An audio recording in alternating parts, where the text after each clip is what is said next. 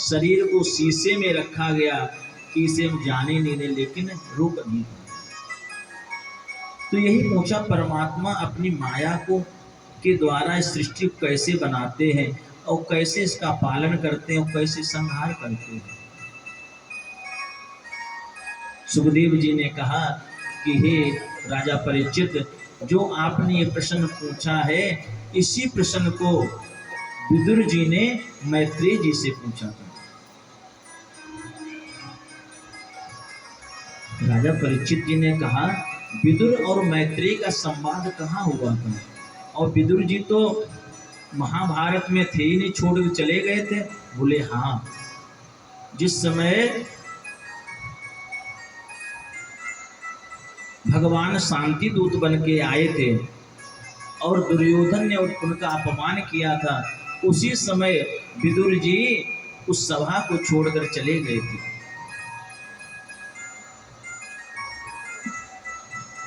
परीक्षित जी ने पूछा कि आखिर विदुर जी इतने विद्वान थे,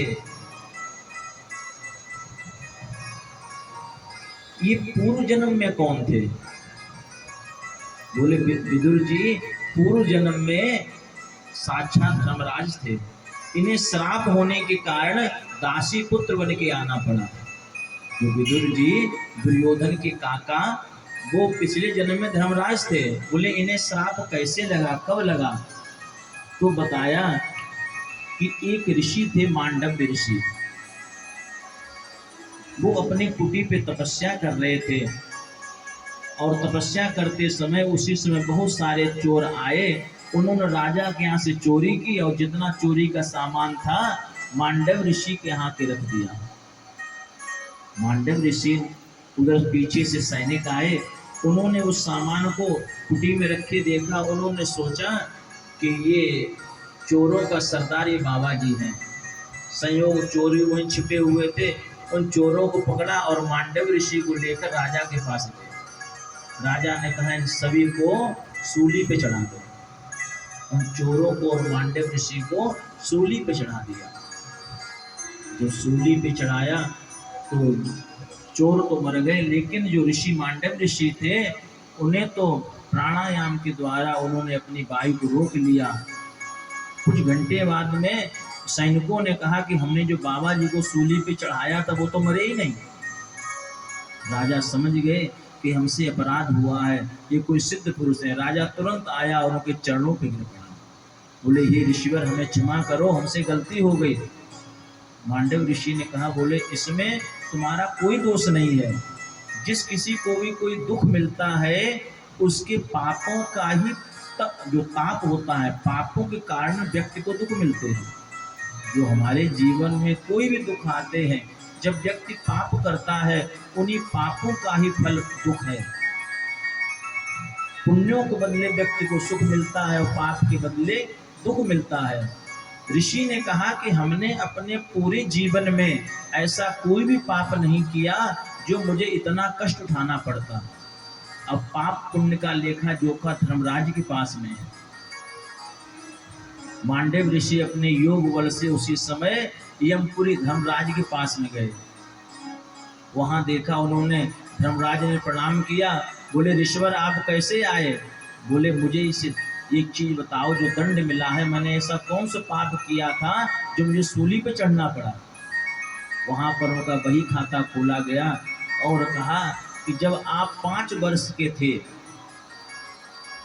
उस समय आपने जो टिड्डी नहीं होती, जो कीट को उड़ने वाले, बोले उसमें कांटे चुभोए थे आपने। उसी पाप के कारण आपको सूली पे चढ़ना पड़ा। मांडव ऋषि ने कहा उसमें मेरी अवस्था कितनी थी? बोले आप 5 वर्ष के थे। बोले आप धर्मराज के पद पे सुशोभित हो, आपको पता होना चाहिए कि जिसमें बालक अबोध होता है उसे पाप नहीं लगता। अबोध बालक को पाप नहीं लगता, उसका दोष उसकी मां को लगता है।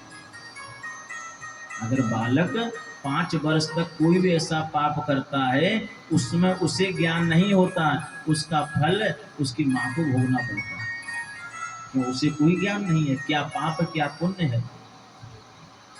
और बोले आप धर्मराज इस पे बैठ के बड़े ज्ञान की बातें कर रहे हो, मृत्यु लोक पे जाओ, वहां पर पाप पुण्य से बचना कितना कठिन है, ना चाहते हुए अनजाने में पाप हो जाते हैं।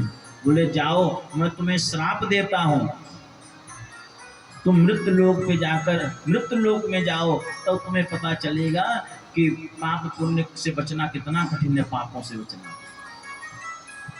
उन्होंने प्रार्थना की, बोले आपसे एक प्रार्थना करते हैं कि मुझे राजा मत बनाना। क्यों राजा क्यों नहीं बनाए? क्योंकि प्रजा जो भी पाप पुण्य करती है उसका छठा अंश राजा को मिलता है। आप जो भी पुण्य करोगे उसका छठा अंश, जिससे इस समय तो राजतंत्र नहीं लेकिन अब प्रधानमंत्री नरेंद्र मोदी हैं, तो जो प्रजा कुछ भी अगर पाप पुण्य करेगी उसका छठा अंश राजा को मिलता है। बोले अगर आप एक तो मुझे राजा मत बनाना, दूसरा दासी पुत्र मत बनाना, और तीसरा मुझे नीच योनि मत भेजना, चतुर्थ वर्ण में शूद्र मत बनाना। और उस समय ऋषि जो थे बड़े गुस्से में थे, बोले जाओ तुम तीनों योनियों में जाओ। वही धर्मराज, जब उन्होंने कहा कि मुझे राजा मत बनाना, वही धर्मराज युधिष्ठिर बने आकर, और उन्होंने भी झूठ बोलना पड़ा। अश्वत्थामा जब मारा गया तो उन्हें झूठ, धर्मराज होते हुए झूठ बोले कि हाँ अश्वत्थामा मारा गया। वही दासी पुत्र विदुर जी बने आकर, और एक वाल्मीकि जी हुए हैं त्रेता युग में, द्वापर युग में भी वाल्मीकि जी हुए, वही धर्मराज के अवतार थे। जिस समय राजसूय यज्ञ हुआ था तो उन्हीं वाल्मीकि जी वो धर्मराज के अवतार थे। जब वो आए थे तब पांडवों का राजसूय यज्ञ पूरा हुआ था।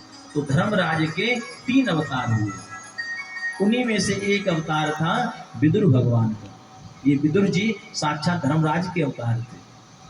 और जब भगवान संधि के लिए आए, लेकिन भगवान के बड़े प्रिय भक्त थे विदुर जी, और विदुरानी भगवान के परम भक्त थे।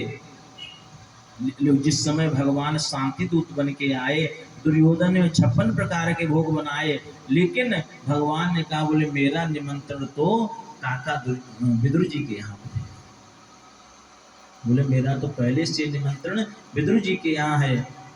तो किसी ने कहा भी है कि 7 दीप नवखंड में होत सदा जीवनार, एक सबरी एक विदुर घर तृप्त भये दुई बार। भगवान सिर्फ तृप्ति 2 ही जगह मिली भगवान को।